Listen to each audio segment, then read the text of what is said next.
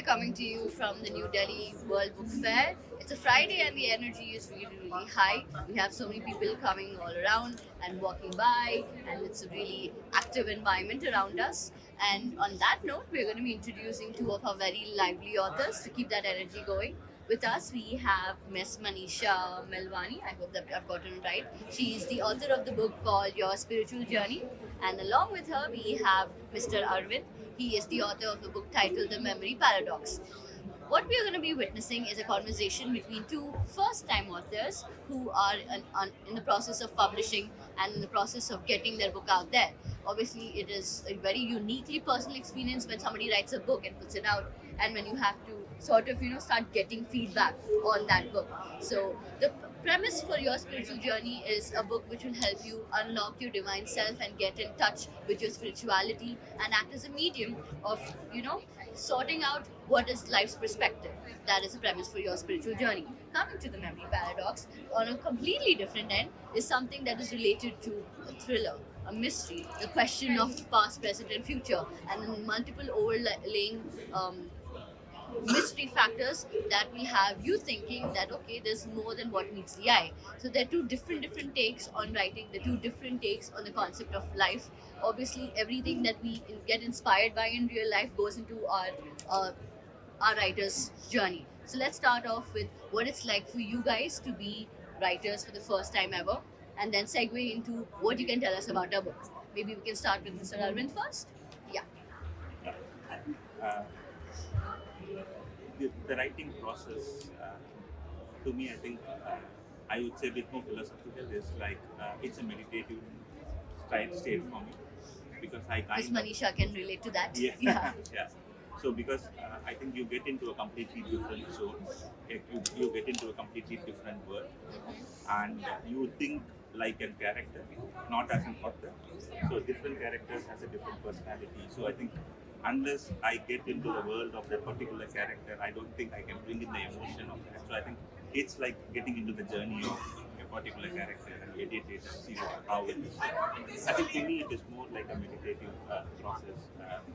So I kind of prefers to write in the night. Uh, it's so silent. I can put in my music, sit in a corner, and I can go through that. So that's how I do that. So I think for me, the going through the motions of different characters. When I edit it, I try to edit from one person's character. Second time I edit from a different person's character so that I can able to bring the best out of both in terms of how I can do it. So I kind of develop in that way. So I think that's my experience. And for me, I haven't looked at how other authors did or what is a normal process. I kind of trying to work out what works for me in terms of what I need to do. So I didn't try to follow or read about writing, etc. I just went about it, figured out what works best for me. So I think that's about it. When my first book gets published, I think when you start receiving feedbacks, I think those are best moments from an author point of view in terms of someone actually read your words, related to your emotions and start putting it in. I think those are the best gifts I think an author can get. I'm glad it all worked out for you because it has turned into a stunning cover, very eye catching, and that's just the scratch of the surface when it comes to any story, right? So, heading over to Miss Manisha, if you can tell us what it's like to be a published author in the state, what your writing process is like, and what resulted in this book What is the process like? for you as an Yeah, author. what does it feel like? Well, yes, it feels a little surreal because I didn't start off saying I'm going to be an author. But it just happened because there were so many questions in my own mind, and I kept seeing people saying things that didn't really make so much sense in my understanding, and I didn't have enough understanding, so I started off with the research and getting the answers to some questions like what is soul, what is spirit, what is the difference between them, what does it mean to be on the spiritual journey. So when I got the questions in my mind, then I put them together as separate articles. I published them in my blog, and and then it became, part of the chapters of the book. So everything was systematically arranged to answer certain questions I had that I myself needed the answers for. So I didn't expect to really end up being an author as such. So to have it out in a book is, it's surreal. It's something different. It's new. And yes, I agree with Aravind when it is, you have to get into the zone. Writing is a very creative process, and in your case, you have a very compartmentalized brain where you're able to take on different characters and judge what this one will say or that. So that's pretty amazing. Like everyday things cannot encroach on the writing process. And I understand what you're saying, write at night. For me, I'm a morning person, again, early morning. So it's a time when it's quiet, people are not, the world is not awake, there's not enough distractions of your own that will take away that time. So yes, my process is also tuning in to the divine, asking and seeking answers to the questions. There is also that difference when you sort of see your book in your hand versus how it was in your head, right? So your journey has so many things. There would be the editorial process, there would be the cover design, the conceptualization, the plot analysis, the kind of direction you want your book to go to. So seeing it in front of you now, is there anything about your book that you guys wish to change? Because after you put your book out there, for first time authors, the learning experience starts after that. Right? So in your learning experience so far, after getting your book published, is there anything you want to rework on or try out next time for another title, or something you want to incorporate at this stage? I'm not asking you to change any part of the book because that's not going to happen, but something that you would want to alter in your current journey from the stage. Maybe you can start off. Well, to be quite honest, my book was actually published in August 2019 under a different name. Acha.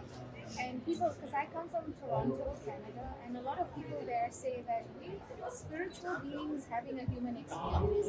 And I was always, okay, everyone's saying they're spiritual beings, but what does that mean? And now what? So I published the book under the title, So You're a Spiritual Being, Now What? And everybody loved the title because now what? Because everybody had those questions. So it was published pre-COVID, and then of course I didn't really have too much opportunity to pursue the marketing. So I thought, let me put a fresh cover and a fresh title, because people liked the title, but nobody could remember it. Oh, Manisha, your book, Spiritual Being something something. This was too long. So I thought I'll make it shorter. So the book has gone through a lot in my head for 10 years even before it was published. And in fact, this version has one additional chapter that I didn't have time to put in the other one. So I'm pretty happy with the way, as far as content is concerned, I'm really happy with the book and where it stands right now. Thank you. I'm glad. Mr. Aravind? Yeah. Few people have, made a comment that in my book,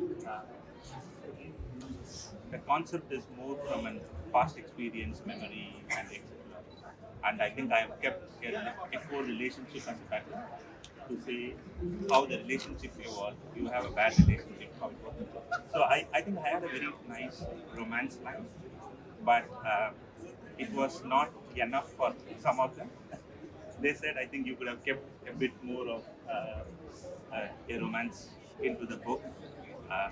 I think I thought this is sufficient, but there are few people who have suggested that since the plot is from a relationship point of view, they thought a nicer romance section would have been better. So I think probably, maybe yes, I think it would have attracted a lot more young adult teen section more in terms of how it is. Though I think they liked it in terms of what is there in it right now, but I would have maybe given them a little bit more for them. Another compartment in your brain for that. No, I think Your brain, you keep in your heart. because I think since the plot, the underneath of the plot is more relationship based. I had a few chapters on romance, but I think they said, I think we could have extended it a little bit more. Probably that I would have got a lot more younger audience. I would Fair say. enough, fair enough. Manisha had mentioned that she had another title in place before this. Did you have any other title before the Memory Paradox, or was this set? Okay, I think initially I started with the cut copy paste. Uh, Okay. that's my serious I name can now. see that. That's a serious name now. Initially, the book name was cut copy paste because the plot is whether we can able to edit our memory or whether we can delete our memory.